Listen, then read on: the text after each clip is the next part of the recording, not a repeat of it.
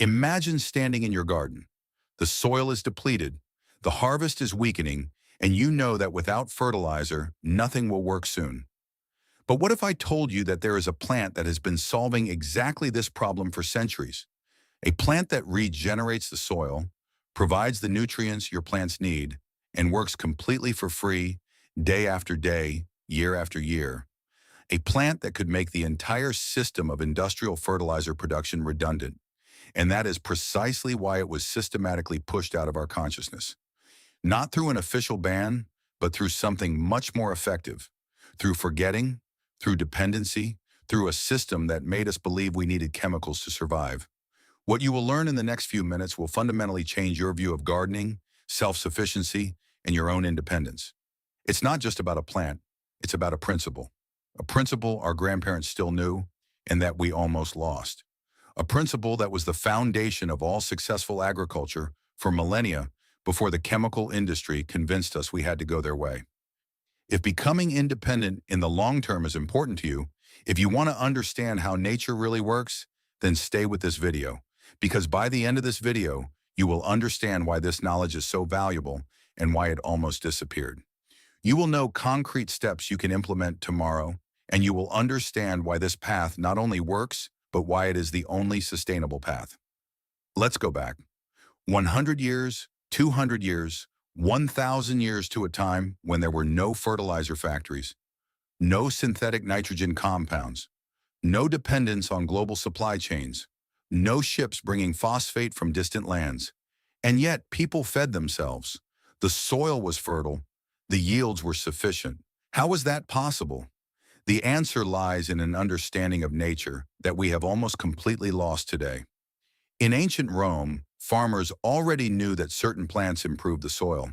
They didn't call them legumes. They didn't understand the biochemistry behind it. But they observed. They saw that after a field of vetch or lupines, the grain harvest turned out better. They saw that the soil became darker, looser, more alive. And they integrated this knowledge into their crop rotation. That wasn't esotericism. That was empirical science over generations.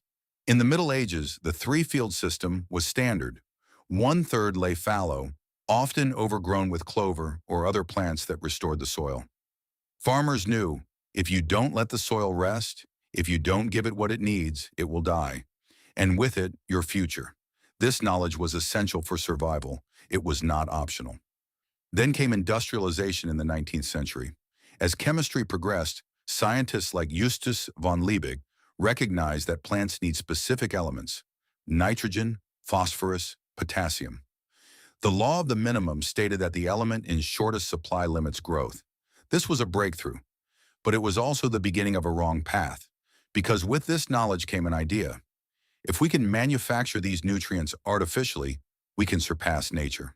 We can harvest more, grow faster, break the limits. And that is exactly what we did. The Haber-Bosch process, developed between 1909 and 1913, made it possible to extract nitrogen from the air and turn it into ammonia, under high pressure at high temperatures with enormous energy expenditure. This was a revolution. It fed the world's population. Experts estimate that half of humanity today only exists because this process could produce fertilizer in mass quantities. But it did something else too. It made us dependent on fossil fuels, on natural gas, on energy, on industry, on a system we cannot control. And it made us forget that nature itself is a fertilizer producer, the most efficient one there is, the most sustainable, the most resilient. The plant we are talking about today isn't called the queen of the soil for nothing.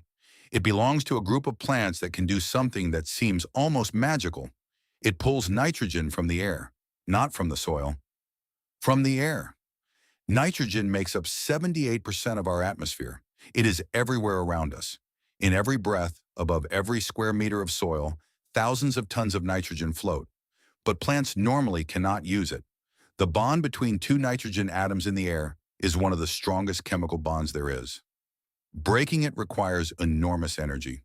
That is exactly what the Haber-Bosch process does with heat and pressure, and that is exactly what these little bacteria in the root nodules of legumes do naturally. at normal temperatures with the energy of the sun, which the plant provides through photosynthesis. Imagine, in the roots of this plant live microorganisms called rhizobia, tiny, invisible, but incredibly powerful. They penetrate the root hairs, not as parasites but as partners. The plant forms small nodules around them, thickenings in which the bacteria live and work. The plant gives the bacteria sugar, energy from photosynthesis, everything they need to live. In return, the bacteria take nitrogen from the air present in the soil pores and convert it. They break the strong bond, fix the nitrogen, and turn it into ammonium compounds that the plant can use. It is a trade, a perfect system, a symbiosis that has evolved over millions of years. And the amazing thing, this plant doesn't just produce nitrogen for itself, it produces a surplus. Studies have shown that a well-established alfalfa plant, or red clover, stand fixes more nitrogen than the plant itself consumes. When its roots die, and they do so constantly in small parts, when its leaves fall to the ground, when you cut the plant, then all these parts release this bound nitrogen for all the other plants around it, for the soil, for the entire system. This is the first fundamental principle, the natural nitrogen cycle.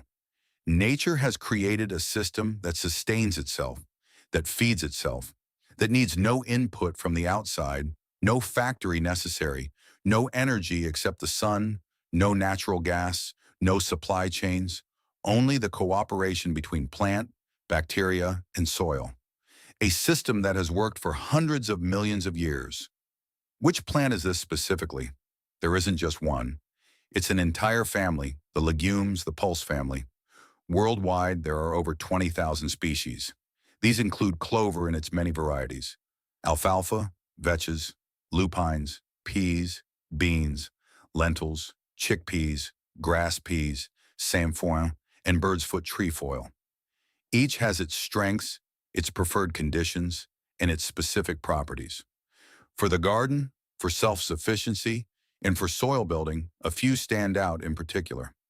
Red clover grows in temperate climates, is biennial or short-lived perennial, tolerates frost, forms dense stands, and fixes between 100 and 200 kg of nitrogen per hectare per year.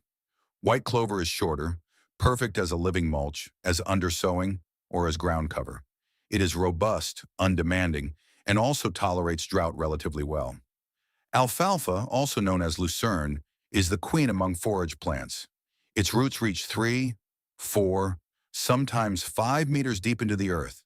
It pulls water from depths other plants never reach. It mobilizes nutrients from deeper soil layers. It is perennial, can stand for 3 to 5 years, and yields 3 to 4 cuttings per year. Every cutting is full of protein and full of nutrients. Vetches are annual, fast-growing, and perfect for green manure. You sow them in late summer, they cover the soil in autumn, protect it over winter, and in the spring you work them in. Lupins are particularly interesting for acidic soils, where many other legumes have problems. They also have deep tap roots, mobilize phosphorus, and dramatically improve soil structure. Why did the industry ban these plants? It didn't ban them. That would have been too obvious, too vulnerable. But it did something that is almost as effective. It marginalized their significance. It created a narrative of progress, of efficiency, of modernity. It told us that only synthetic fertilizer is efficient, that only large monocultures are profitable, that old methods like green manure and crop rotation are outdated, obsolete, and no longer contemporary. It taught agricultural schools that intensive fertilization is the way forward. It sent consultants who explained to farmers how much more they could harvest if they only used more artificial fertilizer, more pesticides, and more input from the outside. And for decades, we believed it, not out of stupidity, but because it worked in the short term. Yields rose, work became easier, and you didn't have to plan or think about crop rotations as much. You could grow the same thing year after year as long as you used enough fertilizer and pesticides. But no one spoke about the long-term costs, about humus depletion, about dependency, about soil fatigue, about the disappearance of soil organisms, or about rising costs because the soil could do less and less on its own. The second fundamental principle, soil regeneration through biomass and humus buildup. When you grow one of these plants, you are doing more than just producing nitrogen. You are building humus. Humus is the black gold of the garden, of agriculture, and of nature. It is decomposed organic material, complex carbon compounds that can store water up to 20 times their own weight, that bind nutrients and release them slowly. They provide habitat for billions of microorganisms, bacteria, fungi, protozoa, nematodes, springtails, mites, and earthworms. Without humus, soil is just minerals, sand, silt, and clay in various ratios. Lifeless, infertile, structureless. An alfalfa plant, 1 year old, can produce up to half a kilo of biomass. That is above ground and underground combined. The leaves, the stems, the roots. All of this is organic material, carbon the plant pulled from the air, nitrogen fixed by bacteria, and minerals mobilized from the soil. If you cut this plant before flowering, at the bud stage, when nutrient concentration is highest, and leave it on the ground or lightly work it into the top 5 to 10 centimeter, you start a process that is impressive when understood. Within hours, bacteria begin to colonize the surface. Fungi send out their hyphae, beginning to penetrate the material. Enzymes are released that break down cell walls, decompose proteins into amino acids, and turn starch into sugar. This process releases heat. If you stick your hand into a fresh compost pile, you feel this heat. That is energy. Energy from decay, from transformation. Earthworms are attracted. They pull the material into their tunnels, digest it, and excrete it again in the form of worm humus, the most valuable material a soil can have. Within weeks, depending on temperature and moisture, this plant transforms into nutrients your next crops can absorb. Nitrogen is released, first as ammonium, then converted by other bacteria into nitrate, the form most plants prefer. Phosphorus, potassium, calcium, magnesium, sulfur, and all trace elements are made available, but not all at once. That is the difference from artificial fertilizer. Artificial fertilizer gives everything immediately. One big surge, the plant takes up what it can. The rest is washed away, lost, and pollutes the groundwater. Organic decomposition is slow, continuous, and adapted to the demand. Imagine this specifically. You have a bed 5 meters long and 1 meter wide.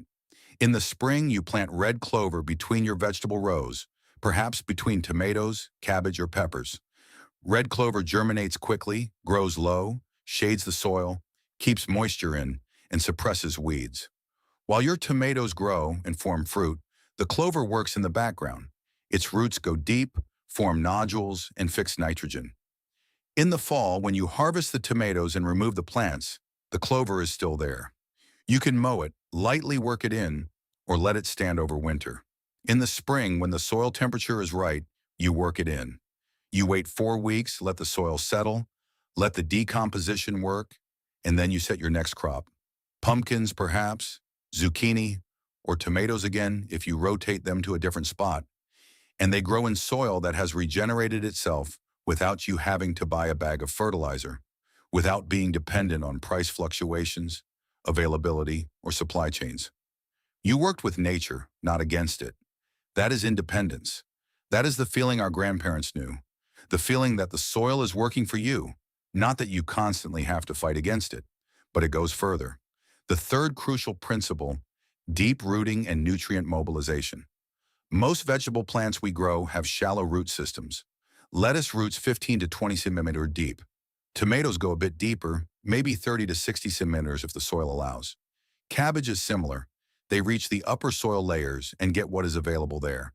But what about the nutrients further down? What about the phosphorus, potassium, and calcium stored in deeper layers, bound in minerals and unreachable for our crops? They are there.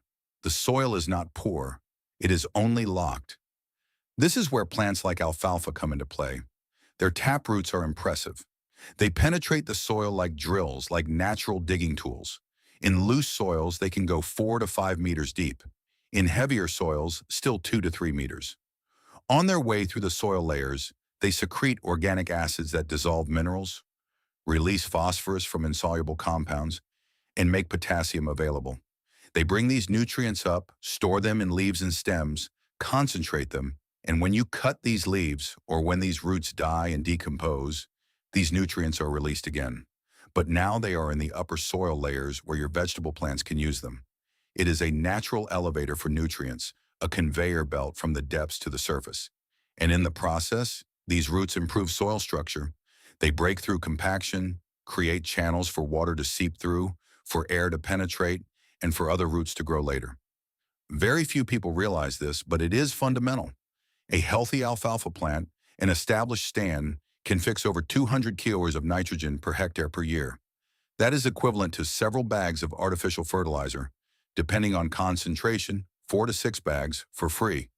And in the process, it simultaneously builds soil structure, prevents erosion through its dense root mass, and provides habitat for insects, for bees visiting its flowers, for butterflies, and for beneficial organisms of all kinds.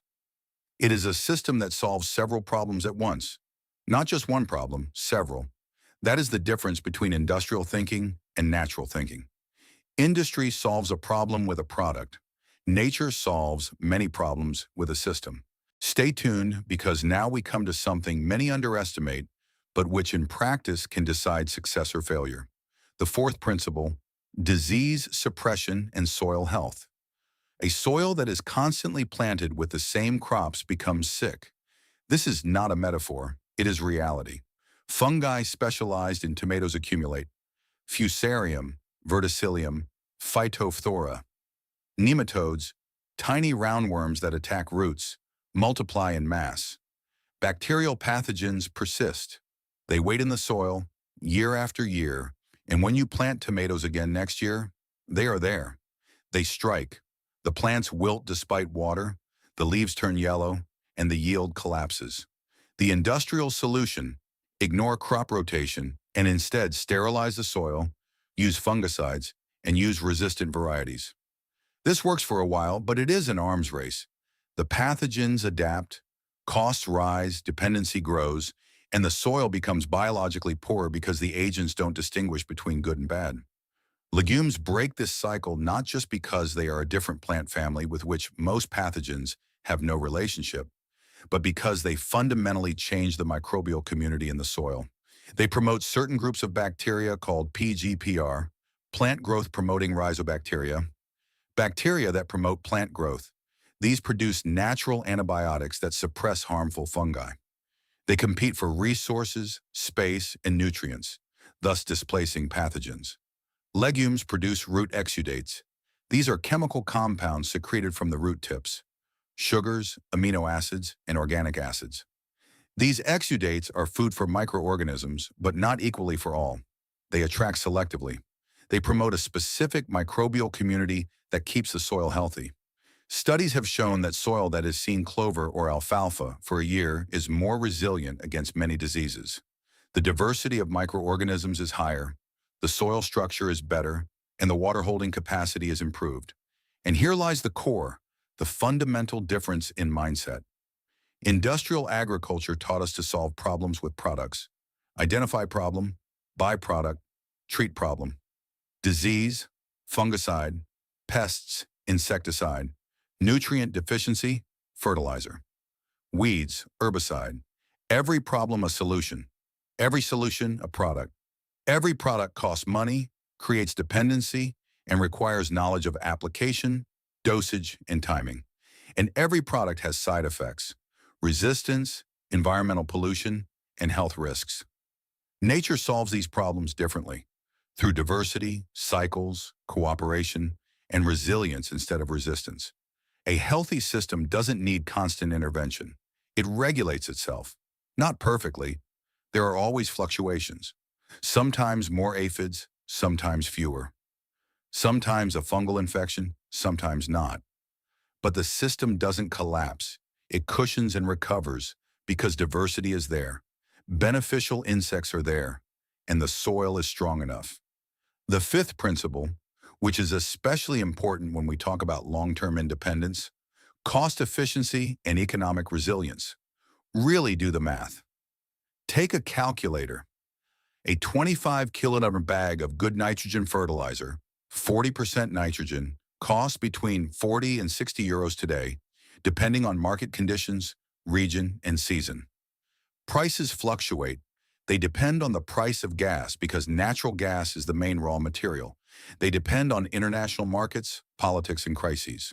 For a small home garden of 100 square meters, you might need half a bag to a full bag per year if you grow intensively. For a larger garden of 500 monometer, correspondingly more. Add to that phosphorus, potassium, maybe lime, maybe trace elements. Over a year, it adds up to 100 or 150 euros. Maybe that doesn't seem like much, but over 10 years, that's 1,500 euros. Over 20 years, 3,000 euros. And we haven't even talked about price increases, inflation, or possible supply shortages. And you are dependent on the factory producing, on the trade delivering, on you having the money, and on the supply chains working. We have seen in recent years how fragile these chains are. Pandemic, war, energy crisis. Suddenly, fertilizer prices exploded. Suddenly, availability was no longer a given. Red clover seed cost 10 to 20 euros per kilogram. For 100 meter wafers, you need 200 to 400 G, depending on sowing density. That's 2 to 8 euros once for a year or two, as red clover is biennial. Alfalfa is more expensive, maybe 15 to 30 euros per kilo, but here too, you only need a few hundred grams for 100 square meters. Alfalfa lasts 3 to 5 years. You sow once, it grows, you cut it several times a year, it regenerates, the roots remain, continuing to fix nitrogen and mobilize nutrients. And here comes the crucial point. You can harvest seeds. Let part of the clover flower. Let the seeds ripen. Harvest them, dry them, and store them in a cool, dry place. Next year, you have your own seeds for free. You are building a system that sustains itself and reproduces itself. That is true resilience. That is the kind of security no amount of money in an account can give, because it doesn't depend on external factors. It lies in your hands. And think one step further. If you have animals, chickens, rabbits, goats, then alfalfa or clover is not just green manure. It's feed. High-quality feed, rich in protein and minerals. You cut it, dry it, and have hay for the winter. You feed it fresh in the summer. The animals give you eggs, meat, and milk. Their manure goes back to the soil. Another cycle, everything connected, nothing wasted. But there is a sixth aspect that is crucial, yet very few understand because it is invisible and happens underground. Soil organisms and mycorrhiza. Underground, in the darkness, invisible to our eyes, exists a network of incredible complexity. Fungal threads called hyphoi, mycorrhizal fungi, connect with the roots of plants, not as parasites but as partners. The fungal threads are tiny, much thinner than root hairs, and can therefore penetrate soil pores that roots would never reach. They weave through the soil like a three-dimensional spider web, increasing the effective surface area of the root by 100 or 1,000-fold.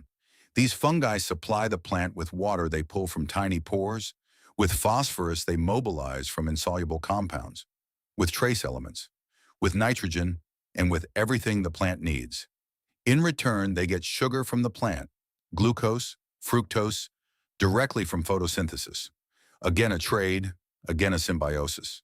And this symbiosis is fundamental. Experts estimate that over 90% of all land plants live with mycorrhiza. Without them, many ecosystems could not function. Legumes promote these fungi particularly strongly. They secrete exudates that stimulate mycorrhizal spores to germinate. They invest more sugar into this partnership than many other plants. They create an environment in which mycorrhiza can thrive, spread, and form a dense network. And when you later plant other crops, your tomatoes, pumpkins, or lettuces, they benefit from this network. They don't have to build it first, it's already there. They dock on, becoming part of this underground internet. Modern research, which has only really picked up speed in the last few decades, has shown this network transports not only nutrients, it transports information. When a plant is attacked by pests, it sends chemical signals through the mycorrhizal network. Neighboring plants receive these signals and activate their defense mechanisms preemptively. It is a warning system, a communicating network. Scientists call it the Wood Wide Web, in reference to the internet.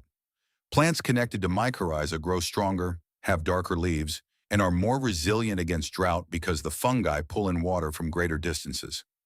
They are more resistant to diseases because the fungi also produce antibacterial and antifungal substances. They need less fertilizer because nutrient uptake is more efficient. Artificial fertilizer, on the other hand, weakens this network, and that is the point many don't understand, but which is devastating in the long term. Too much easily available nitrogen or too much phosphorus in soluble form makes the plant lazy. It gets everything it needs served directly to its roots. Why should it then invest sugar in the fungi? Why spend energy on a partnership it seemingly doesn't need? So it reduces the investment. The fungi starve. The network degrades. Over years and decades, the soil becomes biologically poor. The mycorrhiza disappears, and suddenly the same plant needs more and more fertilizer to achieve the same result because its partner that helps it access nutrients is missing. A vicious cycle, a dependency that reinforces itself. Now everything comes together.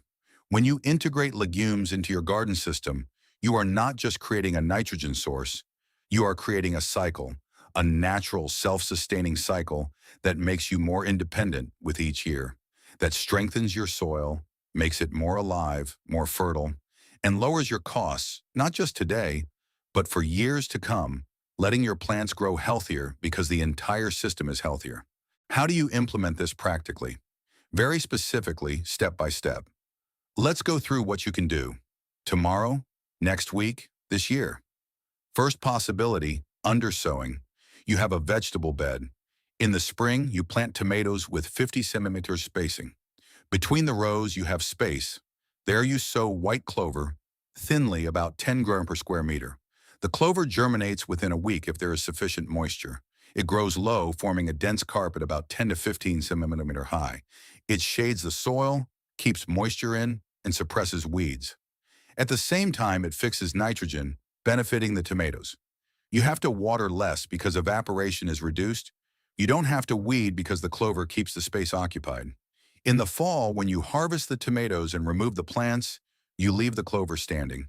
It continues to grow as long as it doesn't freeze. Next spring, about 4 weeks before you want to plant anew, you mow it with a scythe, a lawnmower, or a hand sickle. You let the cuttings wilt for a day or two. Then you work it in, not deep, only the top 5 to 10 centimeter with a cultivator or a digging fork. You let it rest for 4 weeks. During this time, microorganisms decompose the material. Nitrogen is released, and then you plant. Maybe pumpkins, maybe cabbage, plants that need a lot of nitrogen, and they grow magnificently. Second possibility, green manure in crop rotation. A bed becomes vacant in the summer. You harvested early potatoes. It is mid-July. You still have 3 months of growing time before the frost. Perfect for green manure.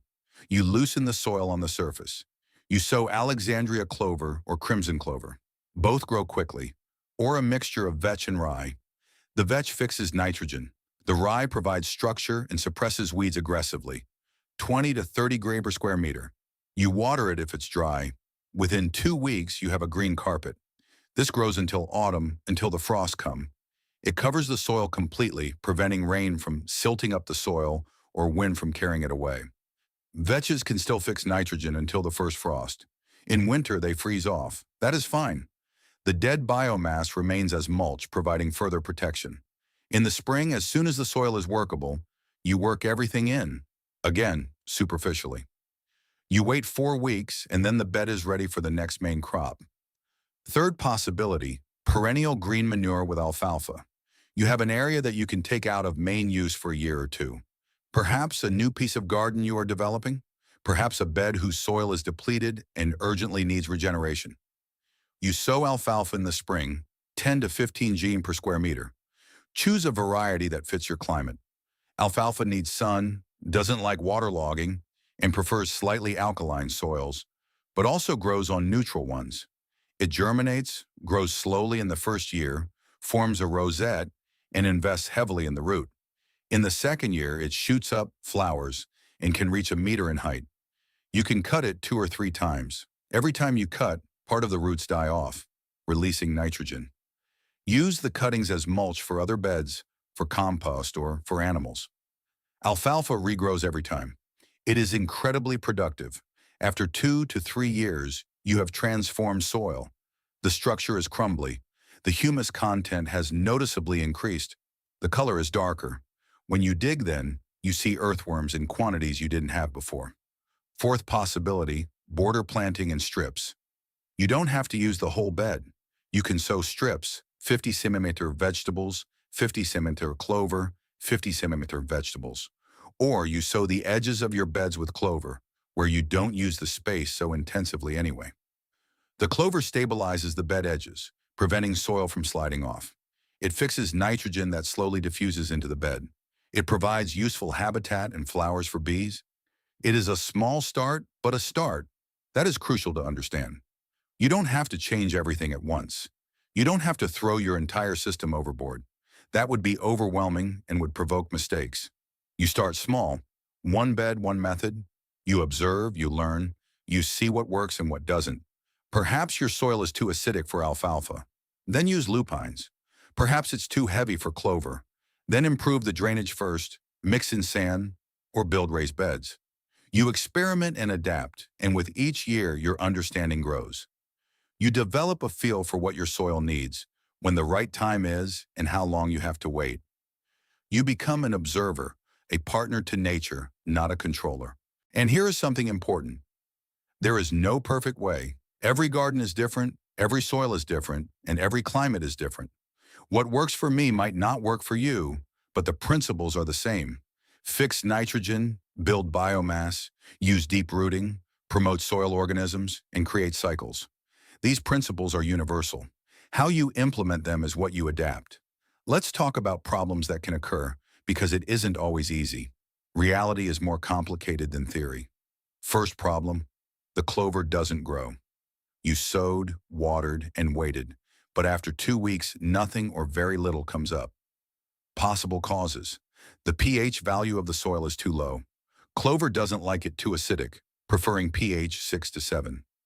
Solution: test the soil and lime if necessary. Second cause, the right bacteria are missing. Rhizobia are specific to certain legumes. If you sow clover for the first time in soil that hasn't seen clover for years, the bacteria might not be there. Solution: inoculation. You can buy inoculants. Powder with bacteria that you mix with the seeds before sowing. It costs little and makes a big difference. Second problem, the clover grows too aggressively, overgrowing your main crop. This can happen, especially with white clover under ideal conditions. Solution: sow later, not simultaneously with the main crop, but 2 to 3 weeks later, once the main crop is already established. Or sow the main crop more densely so it competes with the clover. Or choose a less aggressive species. Alsike clover is more moderate than white clover. Third problem, after working it in, the material rots, smells bad, and the soil becomes slimy. This happens if you work in too much at once, if you work it in too deep, or if the soil is too wet. Green material needs oxygen to decompose.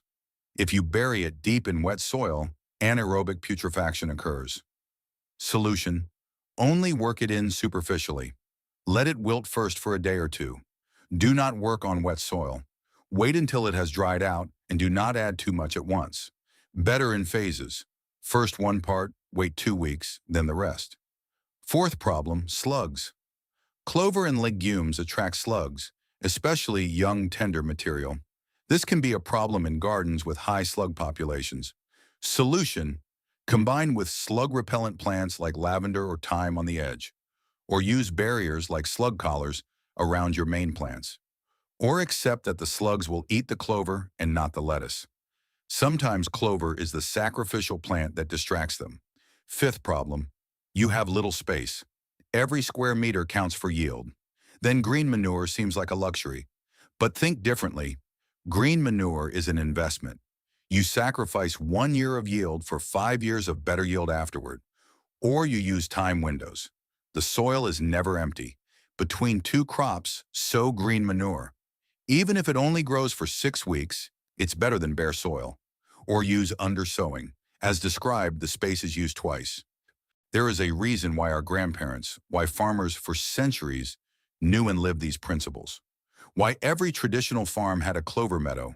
Why crop rotation was self-evident, not optional. They had no choice. They had to work with what nature gave them. They had no access to synthetic fertilizers. They had to understand the soil, had to work with it, and had to think long-term because their existence depended on it. And they functioned. They fed families and communities over generations, not always in abundance. Sometimes years were hard, but they survived. They had developed a deep understanding, a knowledge that wasn't in books or taught in schools, but was passed down from generation to generation through observation, trial and error, stories, and shared work. This knowledge has almost disappeared. With industrialization, urbanization, and specialization, we have lost it. Most people today don't know where their food comes from, how it grows, or what it needs. They go to the supermarket, buy what is there, and don't think about it. And that's fine as long as the system works. But what if it doesn't work? What if supply chains are interrupted? What if prices become unaffordable? What if political crises, climate changes, or energy shortages make the fragile system falter? Industry did not lie to us. It offered something that seemed easier, more convenient, and more modern. And for a while, for several decades, it worked. Yields increased and food prices relatively decreased. More people could be fed. These are real successes. But now we see the costs: depleted soils that produce nothing without constant fertilizer applications, dependence on a global system vulnerable to shocks, rising prices for inputs, resistance to pesticides, loss of biodiversity, and a growing uncertainty, a feeling that this system cannot go on forever. The good news: this knowledge is not definitively lost. It is still there, in old books and libraries that hardly anyone visits, in the experience of individual gardeners and older people who still learned how to work without chemicals, in research that is turning back to natural systems, recognizing that we cannot replace nature, but must work with it, and in the growing movement of people who consciously want to take a different path. And now at this moment, it is up to you. You have seen this video. You have received this knowledge. You now understand the principles. You have a choice. You can continue as before. Buy fertilizer year after year, dependent on prices, availability, and a system beyond your control. That is the easy path in the short term. Or you can take another path, the path that means more work at the beginning, more learning, and more attention. But that makes you more independent in the long term, resilient, and self-determined. Imagine how it feels to stand in your garden 5 years from today. You walk through the rows. The soil is dark, almost black and crumbly. When you take a handful, you feel the structure. You smell that earthy, living scent that only healthy soil has. You see earthworms, many, everywhere. Your plant stands strong, and the leaves are dark green and healthy. No yellow spots, no deficiency symptoms. They grow vigorously without you having to intervene constantly, without you having to fertilize, and without you having to worry. In the last 5 years, you haven't spent any money on fertilizer, not a cent. Instead, you sowed clover, vetches, and alfalfa. You let them grow, you cut them, and you worked them in. You worked with nature, used its principles, and the soil responded. It has become more alive with each year, more fertile and healthier. You are not dependent on supply chains, price fluctuations, or a system you cannot control. You have created a system that sustains itself, maintains itself, and works for you. That is freedom. That is true independence. Not theoretical, but practical, feelable, and real. But this doesn't happen on its own. It doesn't happen through wishing or hoping. It happens because you make a decision. Today, now, in this moment. The decision not just to consume, but to understand. Not just to buy, but to create. Not just to hope, but to act. Not just to collect knowledge, but to apply knowledge. The plant this video is about, clover, alfalfa, vetch, lupine, is not a magical solution. It is not a miracle cure that solves all problems with a snap of the fingers. But it is a tool, a powerful, proven tool available to you. A tool that has millions of years of evolution behind it. A tool that works demonstrably everywhere in the world, in all climate zones, since humans have practiced agriculture. And if you use it correctly, if you understand how it works, If you grasp the principles behind it, if you apply them, adapt them, and refine them, then it can change your gardening, your self-sufficiency, and your entire approach to land, to soil, and to food. Not overnight, but over months and years, step by step, bed by bed, season by season. The question is not whether the industry has banned this plant.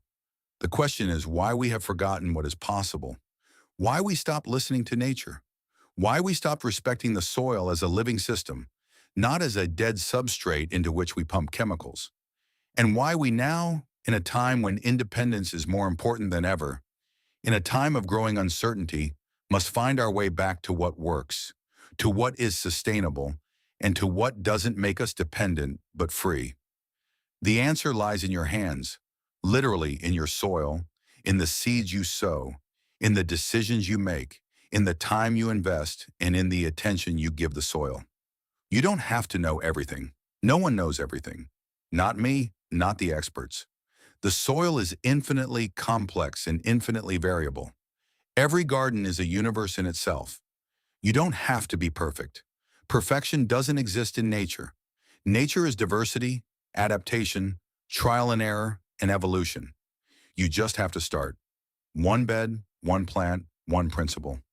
Maybe next week you'll sow red clover between your tomatoes. Maybe in late summer you'll sow vetch on a vacant bed. Maybe you'll order alfalfa seeds for next spring.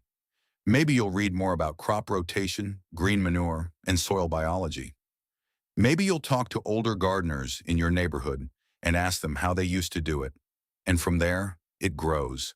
Your knowledge grows, your confidence grows, and your soil grows, just like the clover you sowed, slowly, continuously, and inexorably. And at some point, you look back and realize how far you've come, how much has changed, not dramatically, not suddenly, but fundamentally. If this video gave you something, if it made you think, or if it showed you that there is another way, a better way, a more sustainable way, then help spread this knowledge. Share this video with people who are ready to take responsibility for their future, who don't just want to consume but create, and who don't just want to be dependent but free.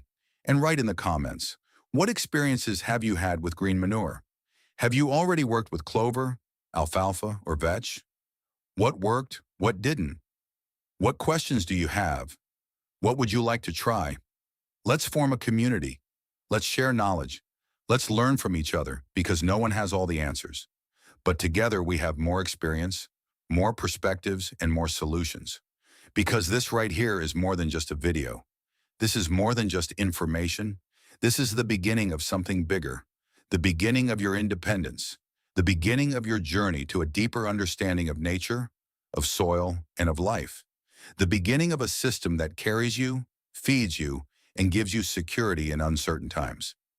And it begins now, not tomorrow, not next year, now with the decision to take this path, with the first step, with the first seed, and with the first bed. Nature doesn't wait, but she is patient. She is ready. She was always ready. You just have to start, and then you let her work. For you, with you. One day at a time, one season at a time. Until one day you stand there in your garden and realize, I made it. I am independent. I have a system that works, and no one can take that away from me. If this story has changed your view on the supposed weeds in your garden, then subscribe to this channel and leave a like. We are digging up the story they tried to bury. Sow the future. The next treasure will be revealed soon.